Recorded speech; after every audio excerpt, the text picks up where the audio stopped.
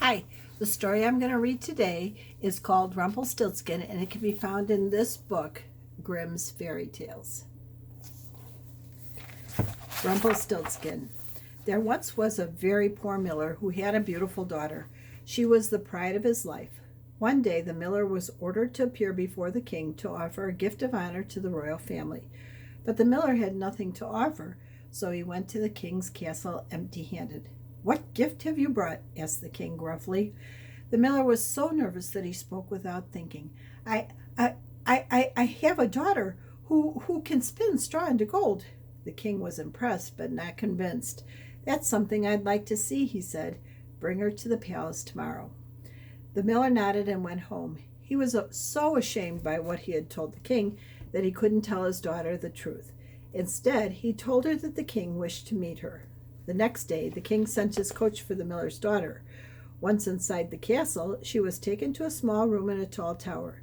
The room was filled with piles and piles of straw. In the corner was a spinning wheel, a stool, and a reel. The miller's daughter didn't know what to think, and as she stood looking at the spinning wheel, the king appeared in the doorway.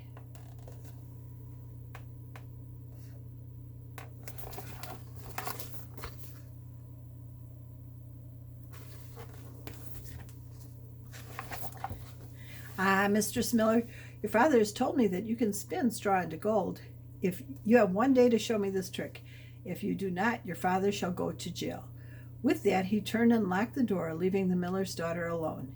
Now, the miller's daughter had never even spun cloth, much less straw into gold. She had no idea what to do and began to weep. "Why are you crying?" a low voice asked. A girl turned to see a strange man at the window. He looked to be very old, but he jumped and skipped around like a child. "I have to spin all this straw into gold," the girl answered, "and I don't know how." The little man smiled a crooked smile. "What will you offer me if I do it?" he asked. "My necklace," said the girl, showing the man a beautiful silver locket that her mother had left her. "Done," said the little man, hopping over to the wheel.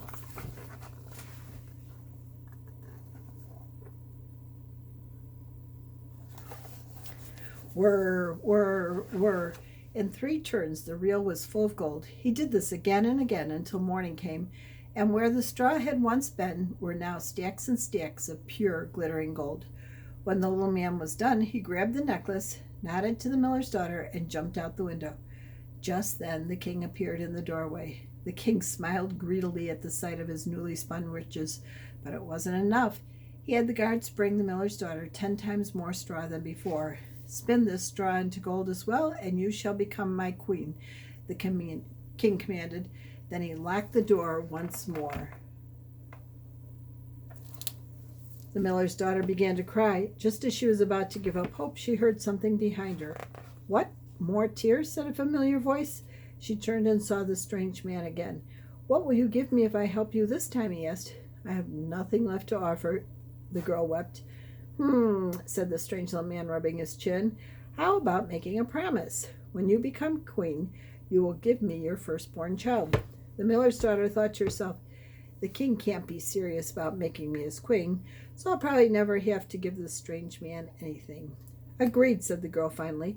And so the little man began to spin again, faster than ever before. In the morning, once again, the room was filled with stacks of gold. "Remember your promise," said the little man. When the king came to the door and found the room filled with gold, he was overjoyed, and with the miller's consent, he married the girl that very day.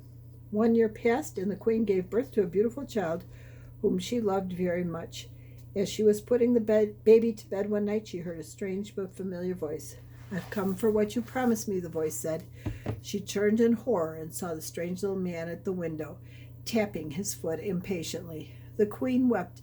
"I will give you all the riches of the kingdom if you want. Just don't take my child." The little man shook his head and smirked. "A promise is a promise." But the queen begged the little man to give her another chance. "All right," said the little man. "If in 3 days' time you discover my name, you may keep the child." And with that, he was gone. The queen was grateful for the chance to keep her child, but she had no idea what the strange little man's name might be. She spent all the next day thinking of the names she knew. That night the little man appeared. "Have you guessed my name?" he said gleefully. Ferdinand, no. Archibald, no. Mercutio, no, responded the little man again and again. And when morning came, the queen had not slept, and she still had not guessed his name. That day she gathered even more names, and when the little man appeared that night, she tried again. Is it Shish Kebab, or Lugwig, or Twinkletoes? Asked the queen hopefully. No, no, and no, said the little man, dancing. She guessed again and again, but his answer was always no. Finally morning came, and he left. On the final day, the queen sent messengers around the kingdom to discover names she had never heard of. And just when she thought there was no hope of keeping her baby, one of the messengers brought the queen some interesting news. While he was out walking near a great forest, he saw a little house with a fire burning behind it.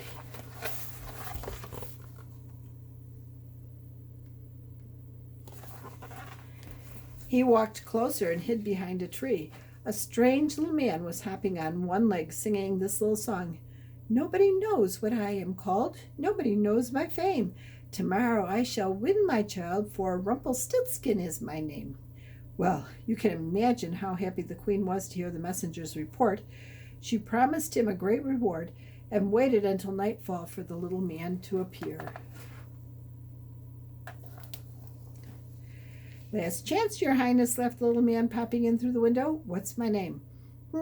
Is it Harry? The queen said slyly. No. Gunther? No. Well, said the queen finally, then it must be Rumpelstiltskin.